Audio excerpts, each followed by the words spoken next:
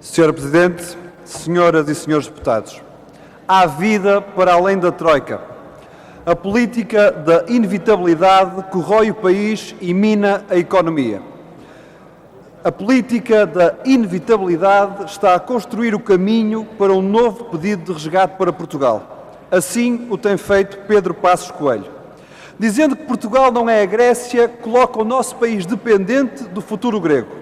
Estas declarações são um erro grave e produzem elas próprias as condições para Portugal estar mais dependente de um acordo com a Troika ainda mais duro do que o atual.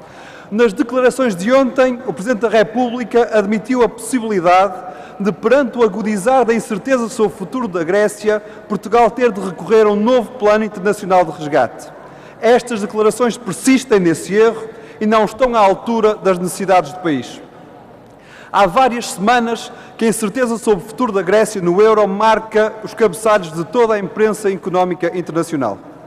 Estas afirmações do Presidente e do Primeiro-Ministro produzem resultados. Intensificam a pressão especulativa sobre Portugal, afastam investidores, concentram ainda mais os olhares da influente imprensa financeira. Resumindo, a cada declaração destas sobre Portugal materializa-se a inevitabilidade. Portugal aproxima-se do espectro da Grécia. Reconhecer, como concluíram o Presidente e o Primeiro-Ministro, que Portugal pode ser o próximo país a cair, é colocar a cabeça no cepo da especulação internacional e tornar o país ainda mais indefeso e dependente dos humores dos famosos mercados.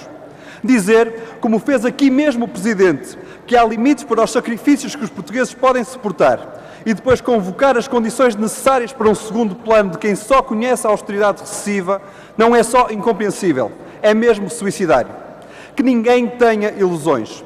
Um segundo acordo com a Troika não irá conduzir, como dizia ontem o Presidente da República, à revitalização do tecido produtivo nacional, ao investimento privado, ao combate ao desemprego, ao aumento da produtividade e da produção. Olhemos para a Grécia. Mesmo depois de anunciar uma recessão de 8% nos próximos 2 anos por causa de um consumo privado inexistente, a resposta da Troika foi rápida. É preciso ainda mais austeridade.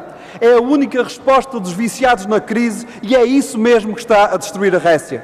Nada disto tem a ver com os resultados da economia ou com a vida das pessoas. É uma questão de fé. Apenas uma e uma só realidade interessa: aproveitar a crise para conduzir à mais brutal desregulação do mercado laboral, tornando-o numa verdadeira selva e baixar ainda mais os salários. Se os juros atuais, com uma recessão galopante, são já incomportáveis, o segundo programa de resgate, de que falavam Cavaco Silva e Pedro Passos Coelho, representaria um garrote financeiro que rapidamente asfixiaria o país e empobreceria ainda mais os portugueses. O desafio para o país é o crescimento económico. E o crescimento é a chave para vencer a crise, sem desculpas, sem inevitabilidades e sem novos planos de resgate.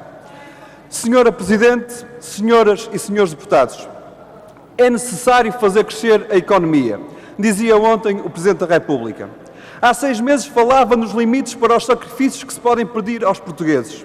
Vemos, afinal, que todas estas palavras foram levadas pelo vento, porque a austeridade mostra a sua marca na destruição que já se sente na economia e os portugueses são chamados sempre a mais sacrifícios. No final de agosto, o Governo apresentou o documento de estratégia orçamental, onde apresentava uma recessão de 2012 de 1,8% do PIB. E este cenário negro, de 1,8 pontos percentuais do PIB, tornou-se ainda pior.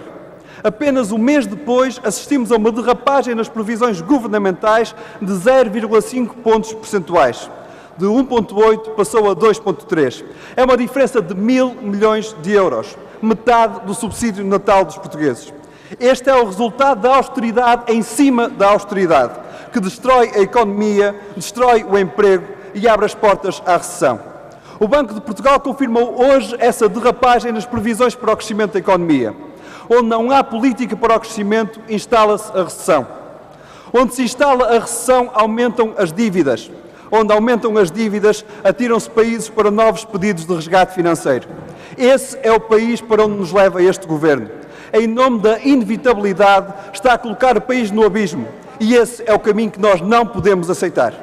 Ainda no final da semana passada, o Ministro das Finanças veio anunciar novas medidas de austeridade para 2012. O Governo mostra assim que não quer ver o resultado demolidor das suas políticas. Dizem ao país que são inevitabilidades, mas a realidade é bem diferente. Inevitabilidade é a austeridade conduzir à recessão e impedir o crescimento económico. Paulo Portas já se esqueceu do compromisso que o CDS assumiu em defesa da economia. Dizia ele que pensar primeiro no déficit e só depois na economia é não resolver o problema no déficit. Quão longe vão estas palavras? O mesmo se passa com Pedro Passos Coelho. Em maio passado, antes das eleições, dizia ele que o crescimento económico é a única solução para os problemas orçamentais de Portugal. Depois das eleições, só conhece a austeridade. De crescimento nada vemos na ação deste Governo, só cavar mais fundo na recessão. É uma questão de fé. E a fé, como se sabe, é imune à realidade e não se discute disso.